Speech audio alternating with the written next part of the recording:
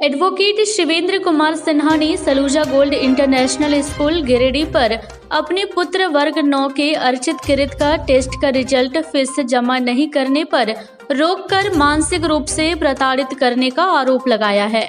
उन्होंने कहा कि किशोर न्याय अधिनियम 2015 की धारा 75 का भी यह उल्लंघन है। आइए जानते हैं क्या है मामला। आज हमारे साथ हैं शिवेंद्र कुमार सिन्हा जी उर्फ गब्बू जी। गब्बू जी, इस तारीख को आपके बेटे के साथ क्या हुआ?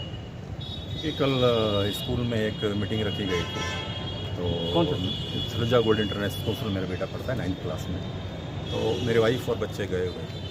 तो कल वहाँ चूँकि मीटिंग तो कुछ हुई नहीं, लेकिन वो रिजल्ट शायद दे रहे थे सभी बच्चों को।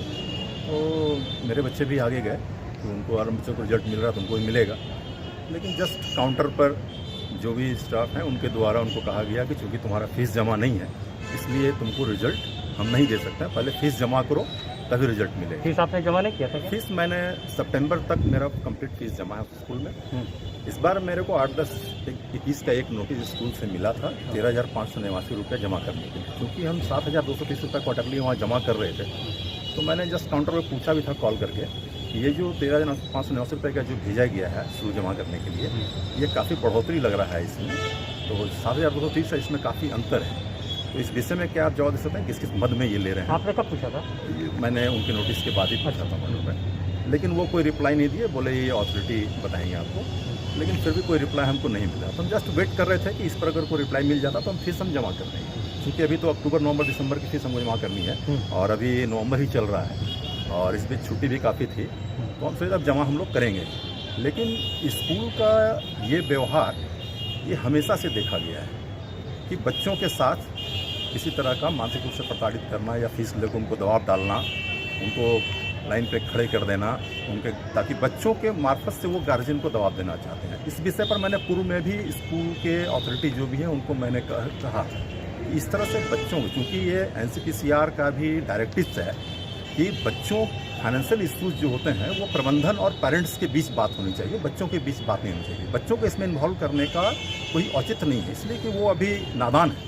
उनको इस विषय में बताकर उनको मानसिक रूप से प्रभावित करना कि कहीं ना कहीं हमें बिल्कुल गलत लगता है। हमें ही नहीं, ये कानूनन गलत है। जुवेनाइल जस्टिस जो बाल संरक्षण कानून है उसमें 75 में ये क्लियर प्रावधान किया गया है। NCPCR के द्वारा भी इसको डायरेक्टिव में अपने लेटर में लिया गया है कि आप बच्चों पर प्रभाव नहीं कर सकते हैं। ये सेक्शन 75 का ये कंप्लीट ग्रॉस वायलेशन है। लेकिन उसके बावजूद भी चूँकि हम जिले के स्कूल के लिए हमेशा हम अभिभावकों के लिए लड़ाई लड़ते रहते हैं, झारखंड अभिभावक महासंघ संघ के हम संरक्षक भी हैं गिरिडीह जिले से। तो आपके साथ ऐसा हो? अच्छा, ठीक है, कोई बात नहीं। हो सकता है कि मेरे साथ स्कूल प्रबंधन लोग लगे हुए हैं कि शिवेंद्र जी जो है सो स्कूल के खिलाफ में हमेशा कुछ न कुछ लिखते रहते हैं और स्कूल को हानि पहुंचाने के प्रयास है। मैं हानि पहुंचाने का प्रयास नहीं करता हूं, मैं सिर्फ ये प्रयास कर रहा हूं कि जो रूल्स एंड रेगुलेशंस हैं आप उसको फॉलोअप करें, नियमावली को फॉलोअप करें। चूँकि झारखंड में एक एक्ट भी बन गया हम लोग का, ट्रिब्यूनल एजुकेशनल एक्ट। उस एक्ट में यहाँ के जो जिला उपायुक्त महोदय हैं वो उसके अध्यक्ष हैं जिला समिति के। स्कूल में एक फीस समिति बननी है, अगर आपको फीस बढ़ानी है तो स्कूल समिति उसकी निर्णय लेगी 10% तक। अगर 10% से ज़्यादा आपको बढ़ाना है तो आप जिला समिति के समक्ष अपनी बात को रख सकते हैं। तभी आपने क्या किया फिर? मैंने जस्ट वो कल मैंने कॉल किया था, लेकिन कोई अथॉरिटी कॉल मैंने हमारे नहीं, हम गए नहीं थे। मैंने चूँकि कोर्ट में व्यस्त था, हमको जानकारी हुई है, हमारा बेटा फ़ोन कर रहा है बाबा रिजल्ट नहीं दे रहे हैं, और वो काफ़ी आहत महसूस कर रहा था अपने आप को बच्चों के बीच में कि सभी बच्चों को रिजल्ट मिल रहा है, उसको नहीं मिल रहा है। तो वो मानसिक रूप से काफ़ी तनाव में आ गया था वो। तो मैंने उनको कहा है कि जस्ट तुम घर पे आ जाओ, हम बात कर लेते हैं। मैंने पर्सनली उनके डायरेक्टर्स को फ़ोन किया, इनको सिल्की जी हैं वहाँ पे। अच्छा। लेकिन उन्होंने कॉल को पिकअप नहीं किया। बाद में मैंने जब 7वीं बार कॉल किया तो स्विच ऑफ आया। तो मैंने, चूँकि अमेरिका से मेरा पर्सनल रिलेशन हो गया, CMD रहे हैं स्कूल के, तो मैंने उनको भी कॉल किया तो बोले कि चूँकि स्कूल का मामला है तो जोरावर सिंह देखते हैं, मैं उनको कह देता हूँ। लेकिन फिर कोई रिस्पॉन्स उसमें मिली नहीं, और बच्चे की स्थिति, मानसिक स्थिति को देखते हुए मुझे लगा कहीं कुछ वो मैंने अमानवीय घटना में घट जाए, इसलिए मैंने पहले वाइफ को बोला कि बच्चे को पहले अपना ध्यान करो, तो उसके इस मामले से पहले अलग करो। जल्दी उनको मैंने कहा कि जस्ट हम रिजल्ट के लिए बोले हुए सर, बोले कल हम देख लेंगे। उसके बाद मैं तुरंत जो है सो एक लेटर ड्राफ्ट किया। लेटर ड्राफ्ट करने के बाद मैंने जो है सो उपायुक्त महोदय थे नहीं, तो वहाँ महोदय कार्यालय में मैंने सबमिट किया। NCPCR का जो जिला इकाई है यहाँ पे मैंने उनको दिया। DO मैडम से पर्सनली मिला, मैं उनसे रिक्वेस्ट किया, उनको कन्विंस किया इस विषय में, बोले कि नहीं ये बिल्कुल गलत है, ऐसा नहीं होना चाहिए। क्योंकि हमारे पास जो लेटर हमने इंक्लोजर लगाया है इसमें NCPCR का जो इंक्लोजर है वो क्लियर कहता है कि this is to request to issue directions to the private school authorities to deal all the fee related issues with the parents and not with the student and prevent fee related harassment and suicidal deaths among the school students। ये NCPCR का 12/2/2018 का letter है। उसके बाद फिर NCPCR ने एक 21/4/2020 में COVID-19 के मध्य उन्होंने इशू किया, क्योंकि काफ़ी कंप्लेन जा रही थी गार्जियन लोगों की ऑल ओवर इंडिया में। तो हर स्टेट को उन्होंने डायरेक्टिव दिया कि किसी भी तरह से बच्चों के साथ इस तरह का व्यवहार नहीं किया जाए। शिवेंद्र जी, आखिर स्कूल मैनेजमेंट ने ऐसा क्यों किया? क्या उनको जानकारी नहीं थी या जानते नहीं? स्कूल मैनेजमेंट को जानकारी है या नहीं है, लॉ में जो इग्नोरेंस होता है वो नहीं। उनको जानकारी है नहीं, उनको जानकारी रखनी है। हम जब एक स्कूल का संचालन कर रहे हैं तो क्या क्या प्रावधान है, ये प्रावधान की जानकारी उनको तो प्राथमिकता देनी चाहिए उसमें। अगर उनको जानकारी नहीं है तो काफ़ी सक्षम लोग हैं हमारे यहाँ जिले में, उनसे वो संपर्क करें, ताकि विधि की जानकारी अगर नहीं है उनसे, अगर अनभिज्ञ हैं तो वो जानकारी ले सकें। लेकिन कहीं ना कहीं ये ग्रॉस नेग्लिजेंस है और हम कहेंगे कि ये जानबूझकर ये हरास किया जाता है वहाँ पर। इसके लिए आपने क्या किया अभी तक? अभी तक मैंने NCPCR को मैंने मेल किया है और DO मैडम को मैंने दिया है, उपायुक्त महोदय को मैंने दिया है और समझ से रिक्वेस्ट किया है कि जो कल की घटना हमारे बच्चे के साथ हुई है, जब मेरे बच्चे के साथ हो सकती है तो किसी भी बच्चों के साथ हो सकती है। इधर सलूजा गोल्ड इंटरनेशनल स्कूल के डायरेक्टर जोरावर सिंह सलूजा ने बताया कि शिवेंद्र कुमार सिन्हा के बेटे का फी ड्यू था और उन्हें एप्लीकेशन देने को कहा गया कि लिख कर दे कि फी कब जमा करेंगे।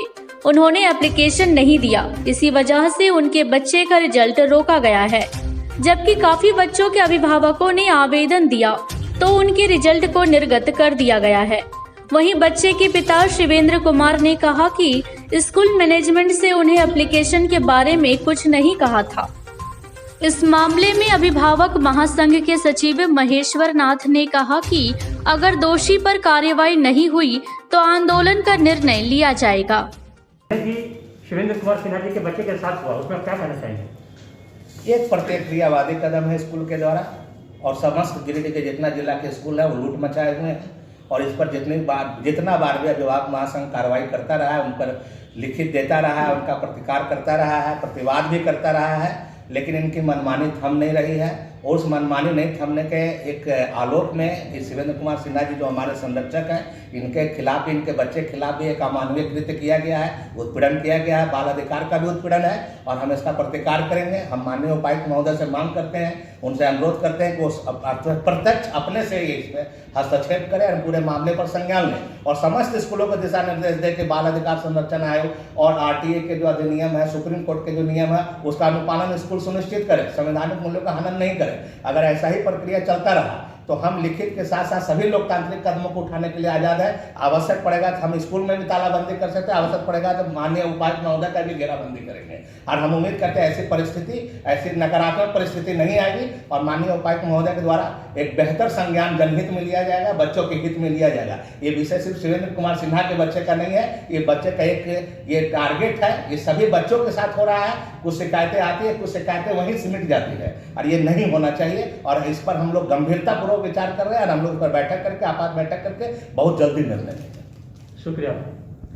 कैमरामैन राहुल गुप्ता के साथ मैं संजय रिमाम।